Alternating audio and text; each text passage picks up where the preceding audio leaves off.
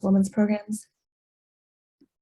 I'm Stacy, and I'm a senior double majoring in accounting and business and minoring in applied analytics. I attended JP Morgan's Winning Women program, and I will be returning to JP Morgan in New York City after graduation in the degree in economic banking division. And I'm a generalist peer career advisor, also known as a PCA. Hi everyone, my name is Brandon Washington. I'm currently senior majoring in business and minoring in applied analytics. I have some experience attending BCG's Growing Future Leaders program, and I'll be returning to BCG after post-grad. I'm also a consulting PCA, so feel free to make an appointment with me if you have any questions about consulting. Hi everyone, my name's Angel. I'm a business major with a computer programming minor, and I attended PJT's diversity event, and also will be returning there for full-time after an internship this summer. My PCA role is investment banking, so all things investment banking, feel free to make an appointment and ask. Everyone, my name is Katie Wick. I am majoring in business administration, and I have a minor in applied analytics like Stacy. I attended PwC's Women's Consulting Experience, and I will be returning to PwC as a technology consulting associate. I'm also a generalist PCA, so feel free to make an appointment with any one of us on Handshake. Cool. So today we'll be going over diversity programs, first by starting off with an overview on diversity recruitment, and then going into how you should be able to approach diversity events and put your best foot forward. After that, we'll be going on to information on post-event interviews and how you can get that job offer. And finally, we'll have a panel with us on our experiences and tips so you can make the most out of these opportunities and forward your own career. So next, I'll be handing off to Brendan for an overview. Yeah, so first to start off, what is diversity and what are diversity events? So diversity is a diverse addition to demographics at a workplace. And so if you fall under any of these categories, you're more than likely qualified to apply for some of the example diversity programs listed here. In addition, we'll go into more detail about this later on in the presentation. So don't worry, we have a lot of resources that you can take advantage of. So if you're a woman, if you're LGBTQ, a student with disability, a veteran, first-gen student, or even an underrepresented minority, you may qualify for these programs. And some people have questions about what's an underrepresented minority. It really depends on what the company views and what they provide in terms of resources. But if you're a Black and Latinx student or a descendant of Native Americans, then you would probably qualify for these programs as well. So the reason why businesses provide these programs and opportunities for many of these diversity candidates is because research shows that workplaces with more diversity have higher likelihood of financial performance. And this was a research that was conducted by McKinsey when taking a look at the EBIT data and comparing it to the national industry median. And that is why companies are more incentivized to provide diversity recruitment and more opportunities for diversity candidates at their workplaces. I'll go ahead and pass it on to Angel, who will talk about what this might look like for you individually. Thanks, Brandon. So some of the characteristics of diversity events are below, and I'll go over each one of them. So first one being the application process. This is purely online. It's where you'll submit your resume, your cover letter, sometimes a written response. Like for example, you'll get a question and then have like a 250 or 500 word limit. And then some firms also require you to do a HireVue, which Marshall has a lot of resources on, like Big Interview and all of that. Also with the application process, you might have additional screening calls, but the technical questions won't be as hard as the later rounds that'll come up. It's just kind of getting to know you before admitting you to the diversity event itself. So for the event, it's typically around 1 to 3 days, depending on the program you're doing. And it's where the firm will have a lot of speakers come in from the firm. So for example, PJT had the CEO talk, the CFO talk, as well as analysts and associates like sharing their perspective. For all of us, it was on Zoom because of COVID, but for you, depending on the event and when it is, it might be in person, which would be really cool. Since then they'll like fly you out, put you up in a hotel, and you can go like network in person. After that comes the interview process, and it's great because it's more accelerated. You might have less rounds, or you'll just be able to talk to more people in a shorter period of time. And again, depending on the program, you could have first round, second rounds, and then the final super day, which for those that don't know, it's like the final round, lasting from either like 2 to 6 hours in some cases even, but it's just kind of back-to-back interviews before finally giving you the offer. And then the last one, which all of you are looking to get, is the offer from the process. And diversity events are great because you're competing, I guess, ahead of the curve. So the firm hasn't given out offers yet. You're ahead of the regular recruiting process. And because of that, you're also in a smaller pool of people. So you can network with a lot more people, get in touch, get a lot more like tips and tricks, and also just interview early on. And some programs even offer scholarships or gift cards, which Katie actually got one from a diversity program, which is pretty cool. And then a rough timeline of all of these events. It'll depend on what process you're in, but it'll start from application process going into the offer before regular recruiting starts. And for consulting, it would be for your sophomore summer.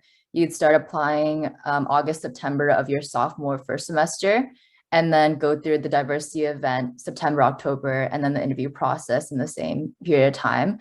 The turnover is pretty fast, but that's also great because you can get to the offer stage pretty quickly. And then for investment banking, you're actually recruiting a year and a half in advance. So you'd start off applications January, February, get into the event and have it hosted March, April, and then go through interviews and then offer March till May. And then lastly, for generalists, the event will actually happen your sophomore summer, but this is for your junior summer, and then it kicks off your second semester, just like investment banking, and then in March, February, March, around that timeline. Thanks, Stacy. So let's say you qualify in one of the groups that Brandon said.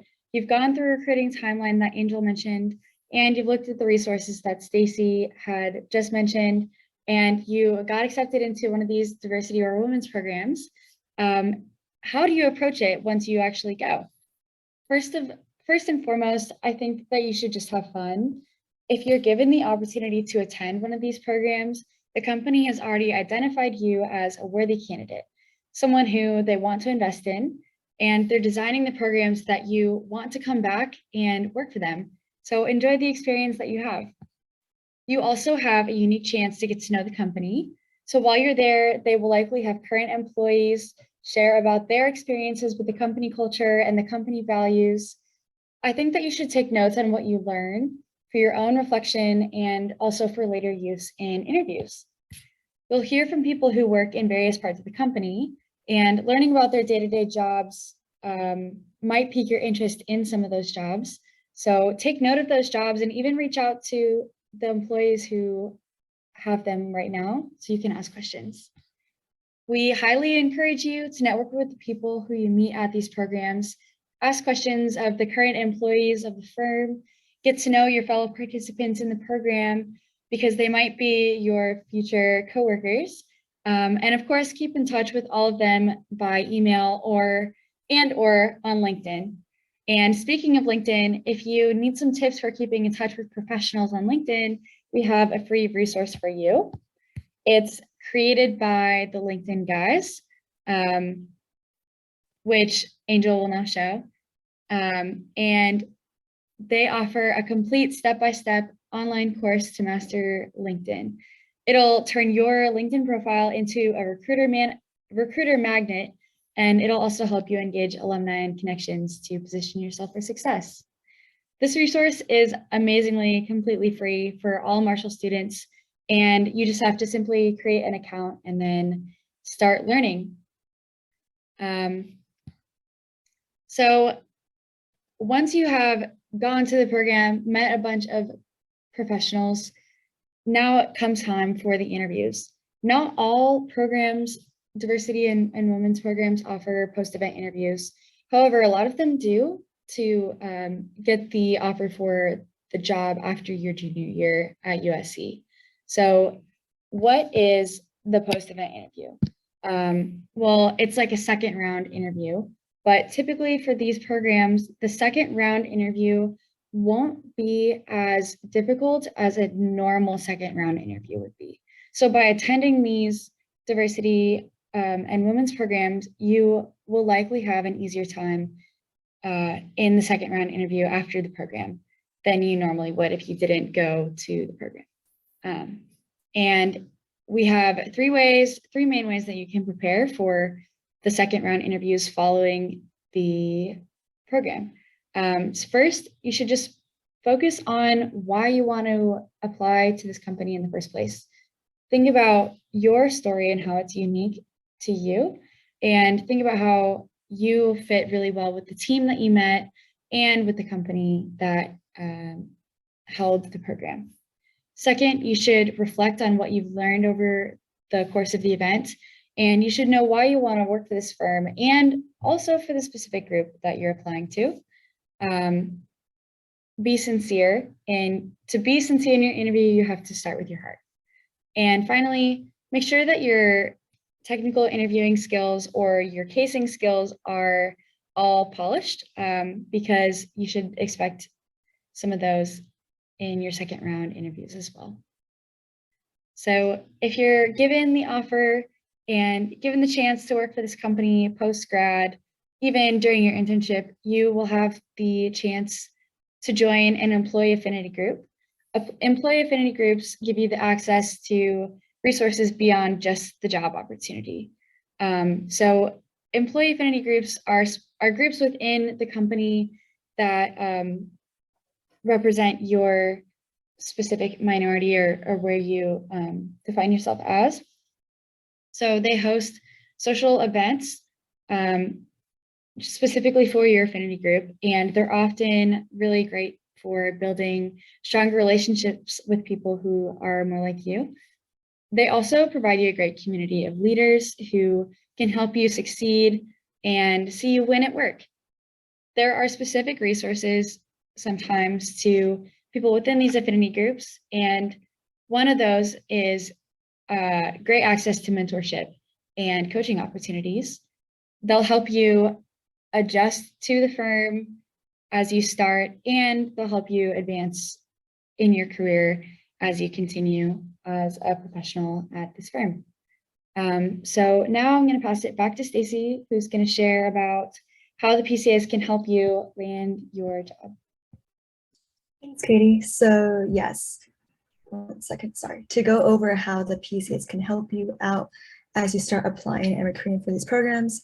As we mentioned earlier, we've all participated in these before, so we can give you our own share of our personal experiences with diversity events and recruiting for them, as well as just give you advice so you can also successfully recruit and get the most out of these events, as well as get your job offer, obviously. We can also help you review your resume and cover letter to make sure that you're including what recruiters want to see in these documents. And then we can also help you conduct your first or second round interviews and mock interviews with behavioral and technical questions, so you're prepared when it becomes time to interview with the firm. You can also access basically all of this by making an appointment with us through Handshake, which I'll walk through with you quickly on the next slide. So first, you just go to the Handshake main page and click on the USC Career Center tab on the bottom, and then you click on appointments. After that, you press schedule a new appointment, and then you click the year that you are. And then after that, you just click any of the PCA appointment tabs, whichever one works for you. So that is it for our presentation portion of today's event, but we have our panelist discussion coming up right now, where I'll ask our panelists a few questions and then open the floor up to you guys if you guys have any questions as well. And if you're able to, we'd love to see you with the camera on, so it feels more like a conversation. So you can feel free to start brainstorming questions if you like, and then I'll start off first with asking everyone here what different diversity events have the four of us participated in. And anyone can start.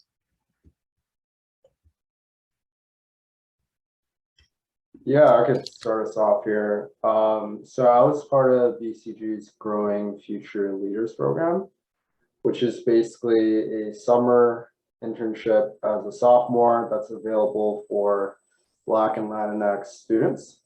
So this experience was similar to a summer associate position at any consulting firm. I was put on a project for 8 weeks, where I got to see the beginning all the way through till the end of the project. And I was part of a lot of the affinity group event and programming as well during that time. I can go next. Again, I was for investment banking, so I went through the Goldman Sachs Virtual Insight Series, PJT, which I mentioned, Citi Early ID, and then JP Morgan Chase Sophomore Edge program. And yeah, I would say like with all of these programs, like we'll list a few that we went through, but once you get one, it's a lot easier. So a quick tip is just like to add it on the bottom of your resume after you get one, near like skills and interests. And it makes it a lot easier coming forward, like for the next ones. And I attended PwC's Women's Consulting Experience. And so it was for women who had just finished their sophomore year. I went to the program in June of 2020, right after COVID hit. So it was also virtual. I think all of us were virtual for our programs, but they were originally supposed to be in person. And then for myself, I attended JP Morgan's, as I mentioned earlier, as well as Goldman Sachs and Credit Suisse and Bank of America, as well as BlackRock. And yeah, as Ever mentioned earlier, these were all supposed to be in person, but unfortunately we missed out on all these free flights, but hopefully you can make them at least. And then for most of these, they all ended with a super day after these events, which is nice because you were able to learn so much at these events about these firms and different divisions or groups, and then be able to interview pretty effectively after or right after the event. So our next question is, how has attending these events benefited your professional development?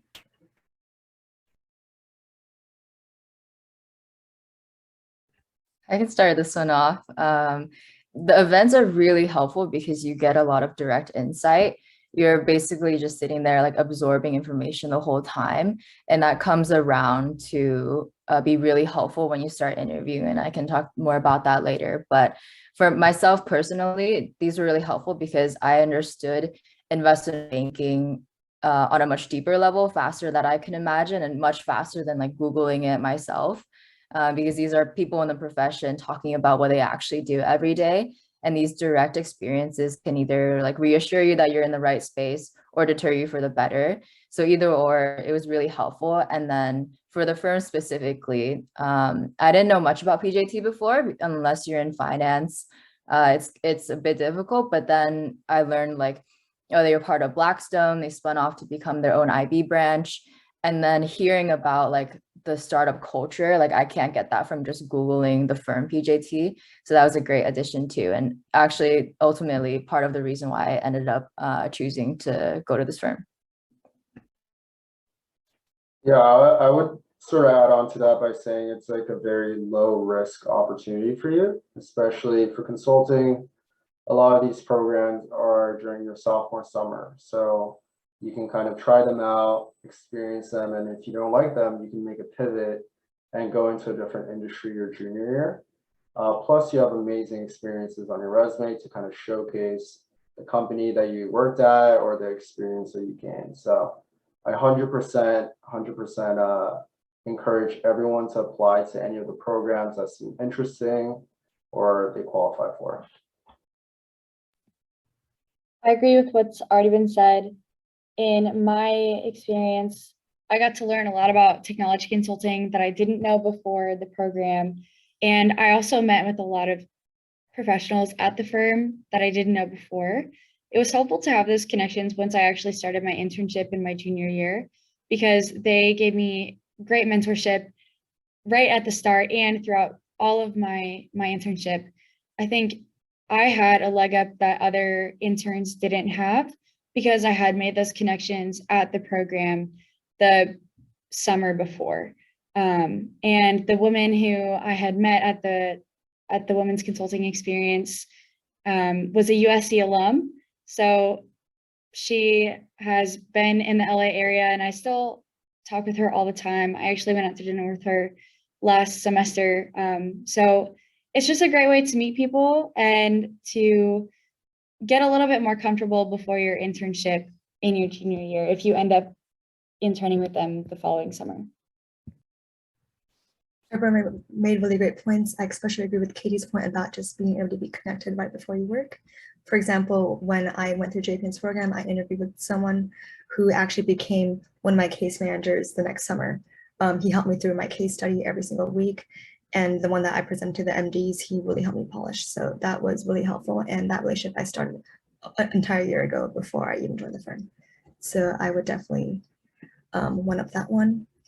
Our next question is best tips for students in regards to pushing diversity events in terms of attending these diversity events and putting your best foot forward.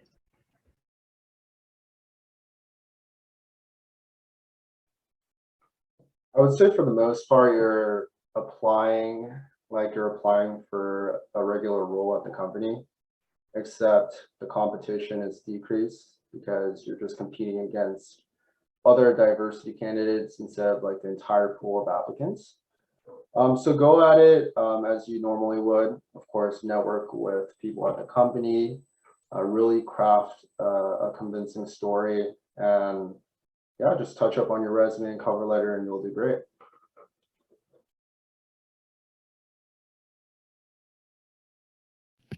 I would add that you should really ask as many questions as you can. By asking questions, you get your name out there and people will get to know you. They'll see that you're really curious about the firm and you're interested, you're happy to be there, and you're making the most of your time through the program. And then by asking questions, of course, you learn things that you wanted to know anyway. And because of all these benefits, you should just be curious throughout the whole program. Don't just go and experience it, but really get more out of it than you would have if you just participated. Yeah, my biggest tip, I think for banking specifically, and you guys correct me if I'm wrong, for consulting and generalist, a lot of my events were Zoom and like listening to speakers talk. The networking part was like when we went into breakout rooms for a little bit, but they were with a bunch of people. So I think if that's the case for you, I'd say like use what you learn, like write down the names of everyone that speaks at the events, all of the employees that are even on the Zoom call, and then also take notes on what they say, because you'll directly reference that after. And then to me, in my head, the real event was afterwards, because then I could reach out via email and have one-on-one conversation and bring up things that I learned or I found interesting.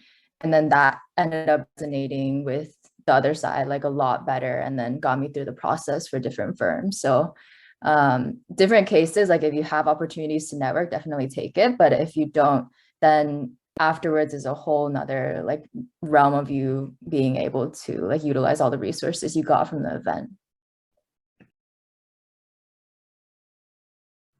And then to add on to that, I would also just recommend people become friends with the people that you also meet, like fellow students at the event. For example, at my JPM one, I met someone from Cornell and we were actually able to mock interview each other, and then we both ended up receiving an offer. So that was really helpful because oftentimes, like, I mean, obviously students, we understand each other the best and we know what we need in terms of support, as well as just the questions that we might have for each other in terms of what we learned at this event, and kind of putting that all together. So I would highly recommend reaching out to your peers and really getting to know them as well as the professionals at the firm. So to switch it up, we'll be taking some questions from the audience first before I continue on to my questions. So if you guys have any, please DM the group chat or DM me personally. So we had one question that was PM to me. The person's asking, did you guys feel prepared for your internships / programs, and what was the learning curve like?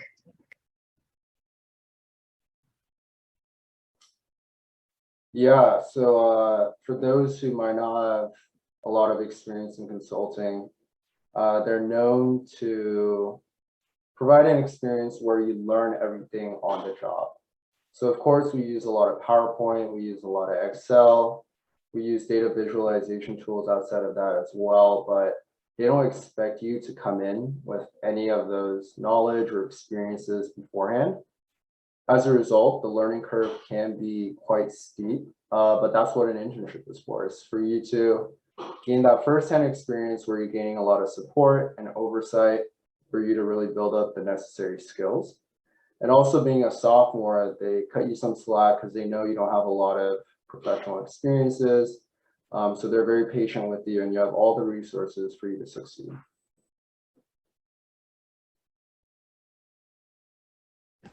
Same for banking, like the event itself is not to prepare you for the internship, and they don't provide you like any training on Excel, PowerPoint, or any of the technical skills. It's more so to kind of get you looped into the recruiting process so that they can go through with interviews, screen you a little bit, and then honestly kind of pitch themselves to you, because the majority of the event is them talking about what they do and giving you more insights for that. My experience was the same as Angel and Brandon's. When I went to my event with PwC after my sophomore year, it was really just to allow us to meet the company and meet the people who work at the company and get to know their values, and maybe learn a little bit about what we would do on the job as a junior or after our junior year. But once I got to my internship after my junior year, I was honestly really nervous because I didn't have any experience in technology consulting, and I didn't know much going into my internship about what I would do or what my responsibilities would be. I found out what my client would be 3 days into my internship, so it was a relief to find out that I didn't have to know anything. And the biggest thing that they wanted was for you to ask a lot of questions on the job, to be willing to learn quickly, and to, like Brandon said, use the skills that you already have in Excel and other data visualization tools.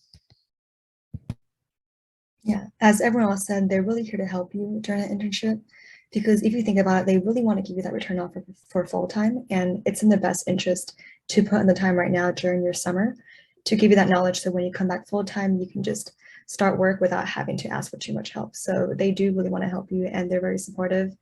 And I promise you, whoever you ask for help, they will always help you, because they're, again, there to help you succeed, basically. And because at the end of the day, like, your success is also their success. So it does make sense, and it is a very supportive environment generally. So I got another question DM to me, asking, the student is wondering whether we network to get into diversity events. If so, when is the best time?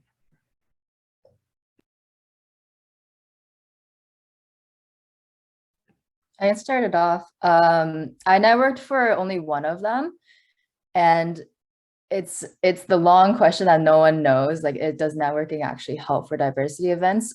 My answer is that it doesn't hurt. Like, it'll never hurt you to network, especially for banking, where the majority of the process is completely facilitated by networking. And that's like, sometimes you'll get through to Super Day and even offer without submitting an application.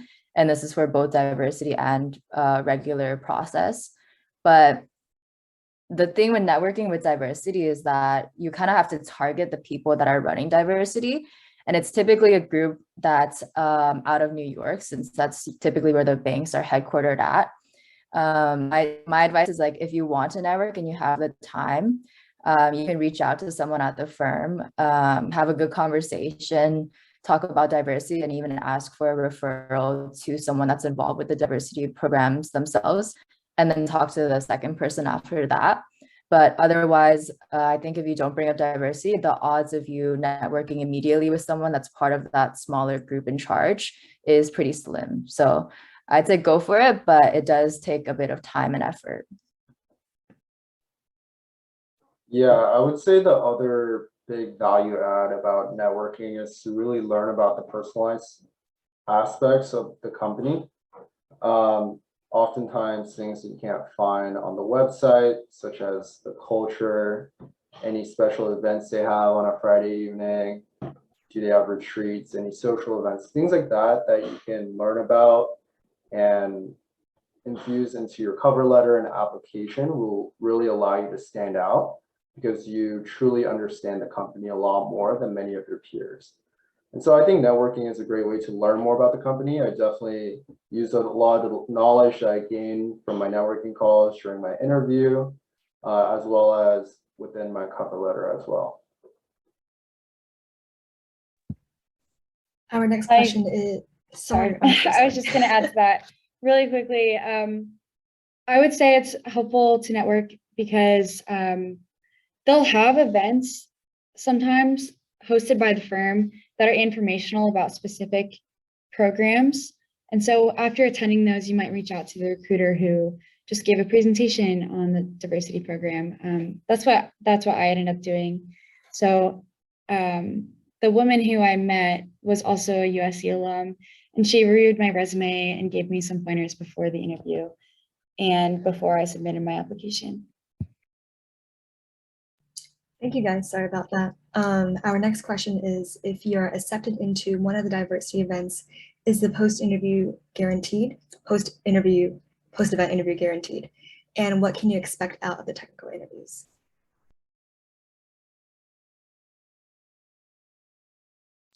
I can take this one.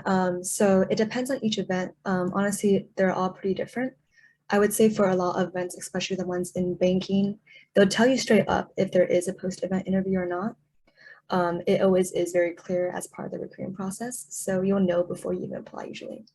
But usually if you get into the event and if there is a second round interview attached to the event, you'll definitely have that interview. And then that's how you kind of approach the event because you know you had that interview, so you would want to be able to network with professionals there and then learn about the service line or the group that you apply to. And then for the technical interviews, in my own experience, I think it was a lot less technical than usual IB or just any industry kind of technicals, just because it is a diversity interview and they do want to see more of your fit with the team as well as your personal motivations for joining the team. So I would say, for example, for IB, the questions I got were a lot of the very basic IB technicals, a lot of, the three accounting statements as well as really basic accounting questions and some really basic WAC questions as well, but nothing that requires you to really analyze or really dive deep into the different parts of, for example, a DCF. Like they won't ask you anything that's super deep about that. They might ask you what it is and kind of go over it quickly. But again, nothing that you had to be an expert about or be an accounting major for. So it is definitely, at least in my experience, more gentle, but maybe someone else can also pitch in. Yeah, adding on to that, I think it'll depend on the firm. So for investment banking, for example, Goldman has a lot of diversity events. And like Stacey said, they'll list whether or not a post-interview is guaranteed afterwards or not, or if it's just a Zoom event or in-person event where they invite you to listen to them talk about the firm. Majority though, every firm will have a program that does lead to at least a first round or a second round, if not immediately to a super day. And then to speak on the technical part, I hate to say it, but it also depends on the firm. So some firms were a bit easier, and then some firms, it was as if I was and then go through interviews and then a longer day of pretty questions. And then last thing is just location also matters. New York versus SF, you'll get like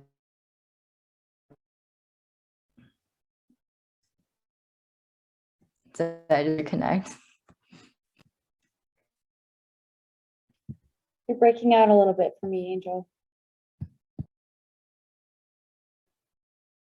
I think she's having a little bit of connection issues, so I'll just jump in real quick here.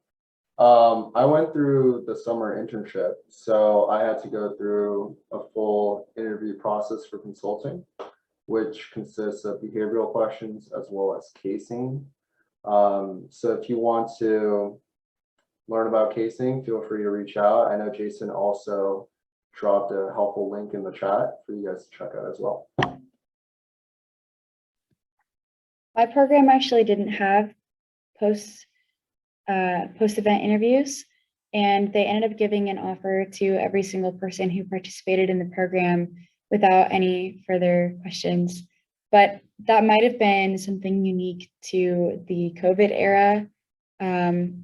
I know that the process before COVID was that you attend the program for the weekend, and based on who they met at the program, the company would choose about 90% of people from that program to give offers to.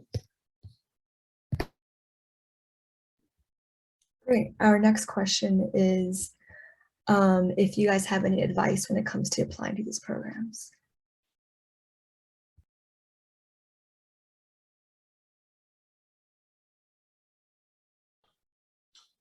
So I personally applied without any prior consulting experience. The semester before, as a freshman summer, I interned at a small nonprofit where I mentored high school students. So my passion really lies around social impact. And so my first recommendation is knowing yourself, do some introspection, figure out what matters to you. And then the second recommendation would be figure out how you can use that passion to find a place at the company you're applying for. So for me personally, I researched different programs, events, and resources around social impact at BCG, and really crafted my story around that and showed that there's no question about my fit at the company when I do start. And that's how you're able to show that you're qualified and you're a great fit for the company.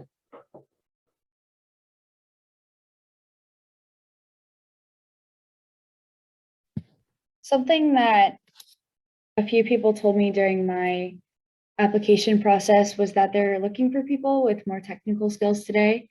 So if you can highlight on your resume that you have some data visualization experience or experience using Excel, I know that we all have a little bit of background, at least from our Marshall classes. Try to highlight those in your application, especially if you're applying for consulting. Yeah, I think it's pretty difficult if it's just like a resume drop cover letter for them to like screen you and pick you out sometimes. So my tip would be like the first one is probably the hardest. And for that, you might want to take the effort to network more. But once you get your first one, like I mentioned before, like putting it on the bottom of your resume actually does wonders, because the next bank that sees your resume and sees that, for example, like Citi accepted you into their program, they'll think like, okay, they already did a screening for this person. They accepted her or him. I'm gonna accept them too. So after you get the first one, the latter tend to be a bit easier for that reason. But it's just getting the first one, which I would say like networking is pretty big for that. Our next question is about how do we market ourselves if we don't have relevant experience? And is it possible to get selected without that experience? And a follow-up to that is, what are some things that freshmen can do over the summer to prepare for the recruiting process sophomore year?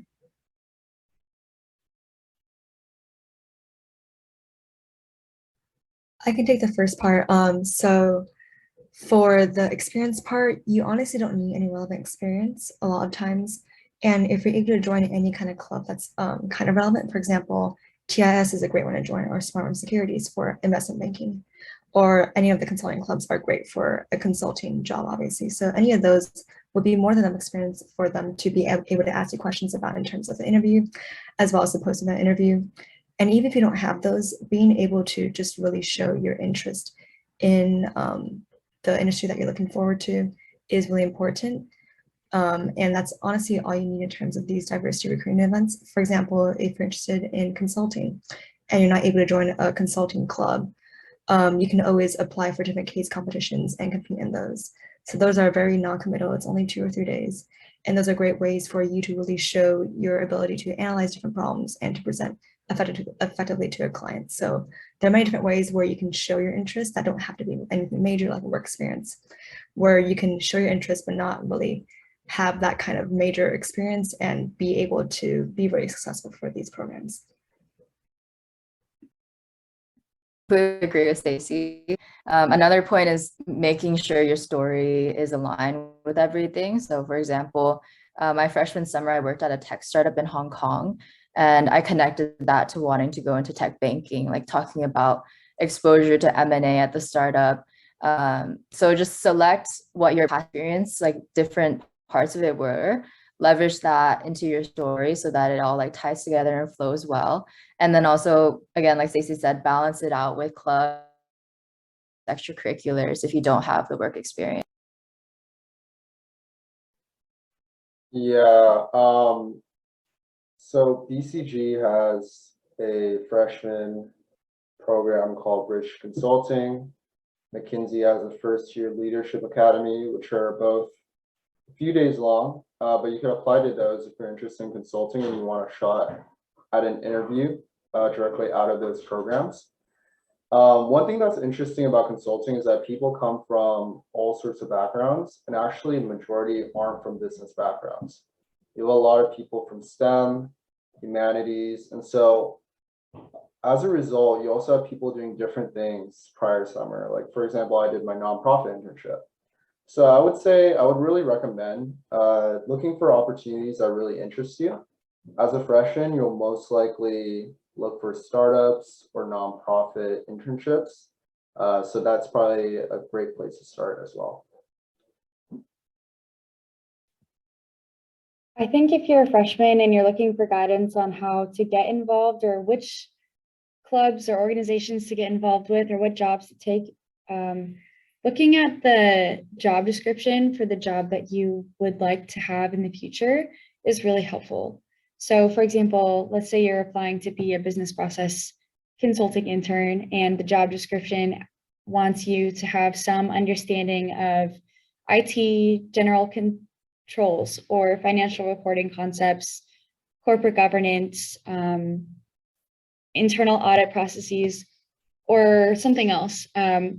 Try to look for opportunities that will give you that learning experience or the skills that the firm wants you to have. And if you're a sophomore applying to these programs, you can use the job description as a way to tailor your resume and to think of some skills or experiences that you've had in the past that apply to the skills that they're looking for at the job. And then to kind of answer the second half of the question about what a freshman should do in terms of the summer, as Angel and Brandon mentioned earlier, startups are honestly a great way to get into an internship in the summer without going through the pressure of, big name firms that really don't take freshmen, unfortunately, most of the time. So I always recommend angel.co. It's called AngelList, and it's basically like Indeed.com, but it only has startup jobs. And this is really helpful because, again, startups are more scrappy. They really want hands-on people who are willing to learn and are willing to really be passionate about the brand and the firm. So as long as you're able to really show your passion for what they do and the fact that you really do believe in the founder and their product, it is a really great way to be able to get that first dip into the business world and into being able to be part of a company.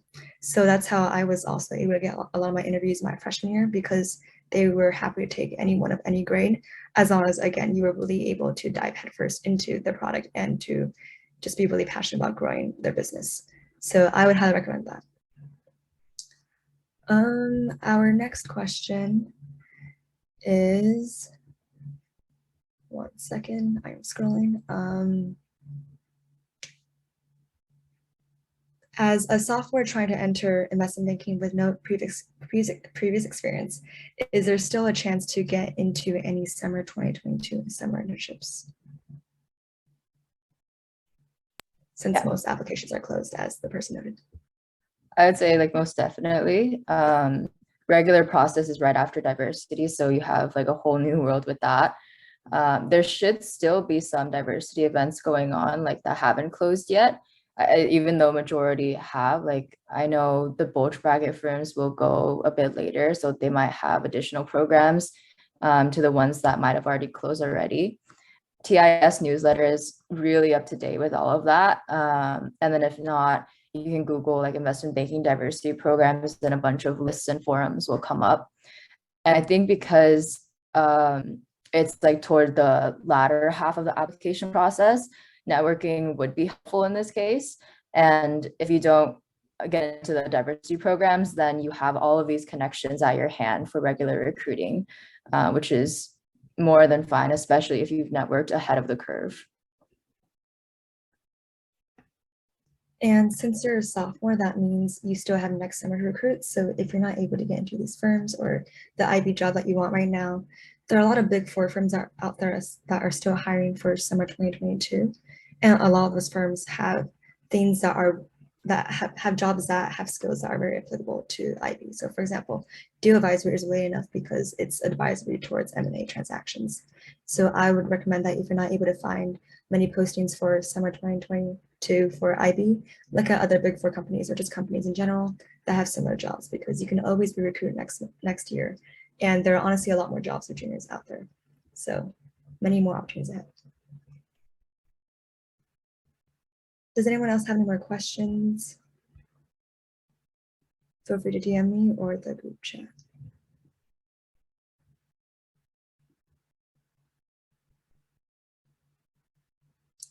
In the meantime, I'll ask everyone a question on my end. So we obviously mentioned earlier that networking is really important. It's a great way to get to know professionals and be able to interview successfully later on. So I'm wondering, how do you guys maintain these relationships with these professionals after the initial correspondence? Since obviously it is a 1 to 2 day program, but you want to obviously nurture that relationship beyond just the 1 to 2 day program.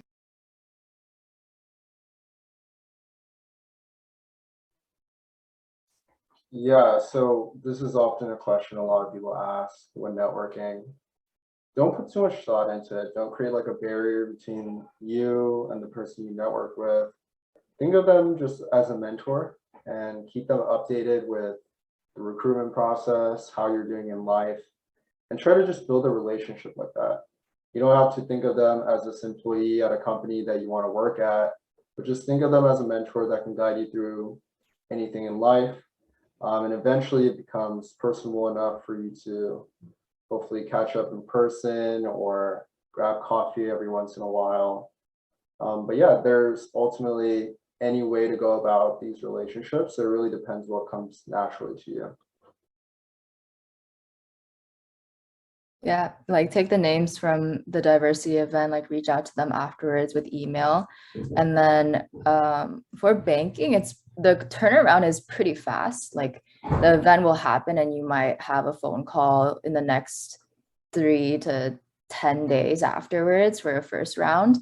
So because of that, after the first call you have post event, it's not that crucial to keep up with them for that week. But then post that, like if you get a sophomore internship in banking in your second semester and that happened after the event and after you talk to the person, you feel free to like send them an email and say like you're excited to go through this experience, like prepare for your junior internship and then gain some technical skills that are from like the on the job. I think biggest thing is just keep the email short and sweet, but maintain contact so they remember to pull your name into the pool when they're talking about who to interview for like second rounds and super days.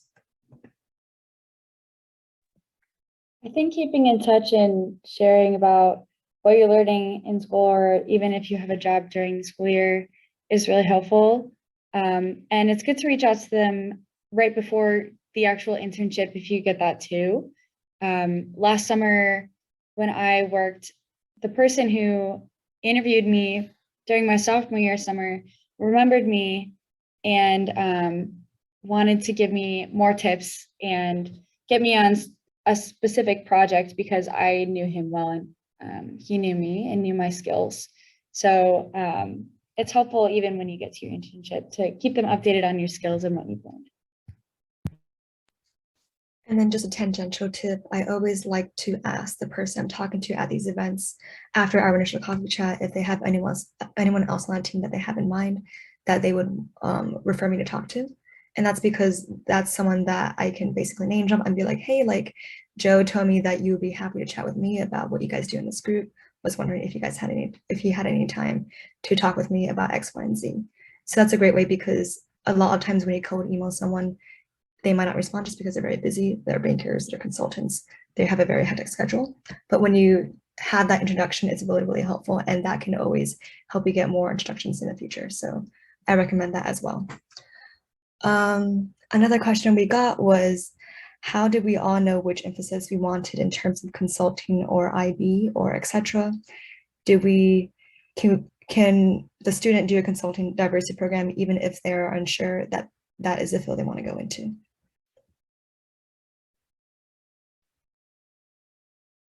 To answer that, personally, like I went through college not really knowing what I wanted to do. I know that's not the same for everyone else here, but that is personally for me. So I applied to literally everything just because I wanted to learn more, and that was a great way for me to learn more. So you can definitely do a consulting diversity program, even if you're not sure if you want to do that. Everything is non-committal until you sign the offer, obviously, but that comes later. So don't be afraid to try these different programs because they're a really easy way and a really hands-on way to get to know exactly what you want to do and how these people and I guess their jobs and just I guess like how people experience their jobs and if that's for you or not. For example, I learned about banking a lot through my programs and how maybe the lifestyle is, as well as how dynamic the work is sometimes, and also how like maybe client facing or maybe not client facing the work is sometimes depending on different groups.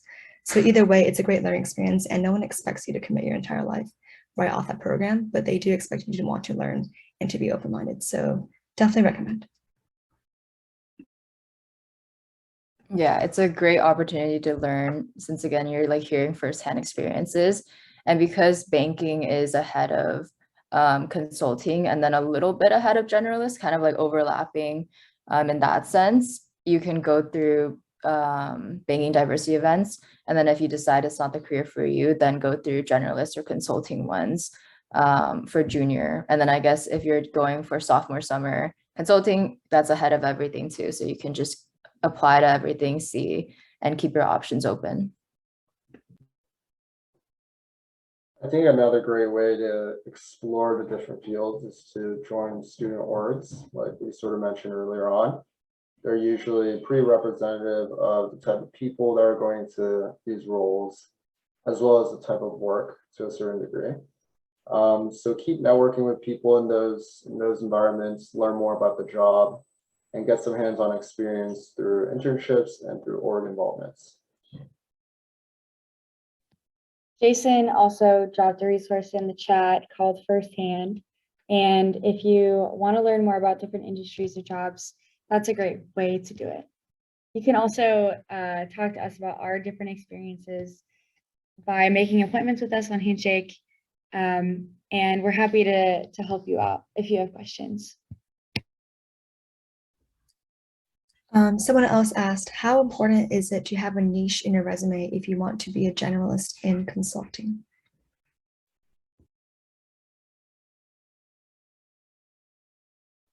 It's not required by any means.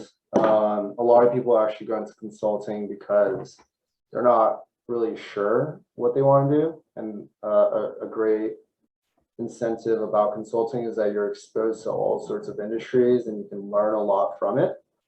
So if that's truly who you are, feel free to be vulnerable and candid about that. I'm pretty sure they would totally accept that, and they will still find ways to like you regardless.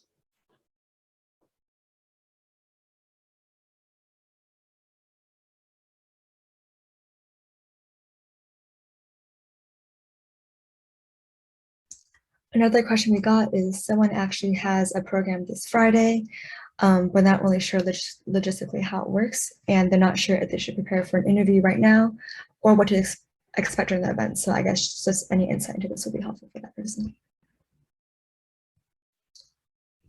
So personally, I would say if you're not sure if there's an interview during that event or not, there won't be an interview just because they will always tell you in advance. So don't worry about an interview on the day of. I know it's super stressful, but there won't be unless they tell you, obviously.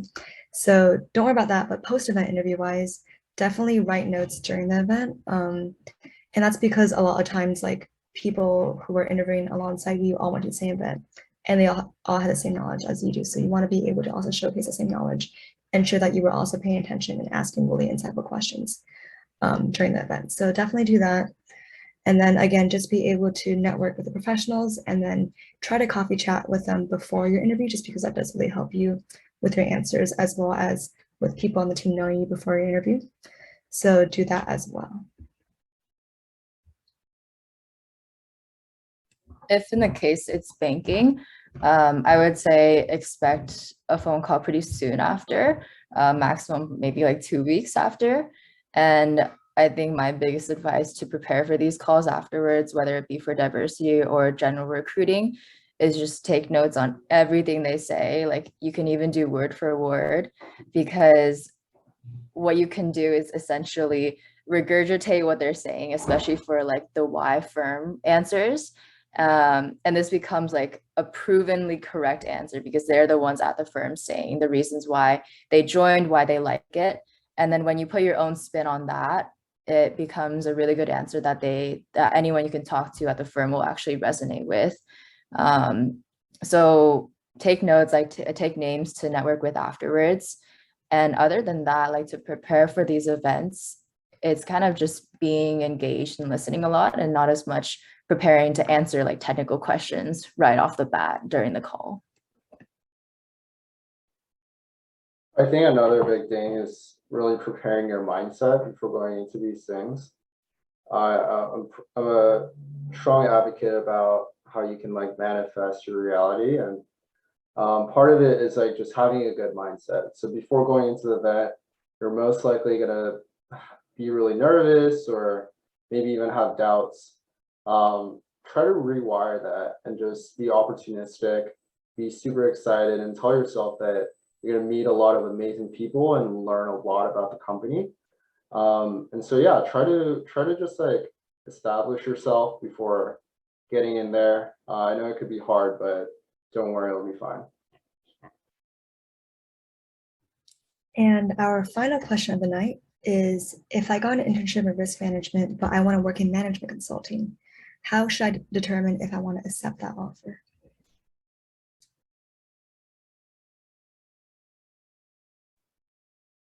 So most of the consulting recruitment cycle occurs in the fall. And so you probably won't have a lot of opportunities available right now. So I would recommend potentially just going with your risk consulting internship for this summer, and then using that as a resume builder, as well as an experience that you could talk about during your interview, and re-recruit for management consulting in the fall. However, if you do come across opportunities, I'd probably weigh the pros and cons and whether you're fine giving up a risk consulting experience, and the worst case, re-recruiting for maybe a startup or a nonprofit role as well. But that's only in the case in which the pros of the company that you want to apply for outweighs the pros of the risk consulting internship. And we could definitely talk more deeply about this. Feel free to schedule a call with me in the following week.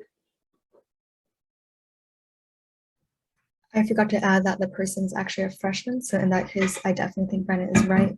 It is a great idea to just take that risk management internship if you want to, and to re-recruit in the following summers, because you have 2 summers in college, and then you can always re-recruit full-time as well. So you have 3 more chances before you have your full-time job to really get into management consulting. And that is typically a job that isn't made available to many freshmen in the first place, just because it is a management consulting position. It does require a lot of business knowledge and analytical knowledge as well. So if you're comfortable with it and if you're happy with it, I think we would agree that you should keep it if you want, and you always have opportunities later down the road. But yes, Jason said it right. Yes, feel free to schedule an appointment. Because that is all the time that we have today. Thank you guys so much for coming today. You guys asked some really, really great questions, and we're all rooting for you in the future when you guys apply to these programs. Always feel free to reach out to us and to make an appointment with us, and we're always happy to help you out. So yes, good luck forward, and happy Tuesday.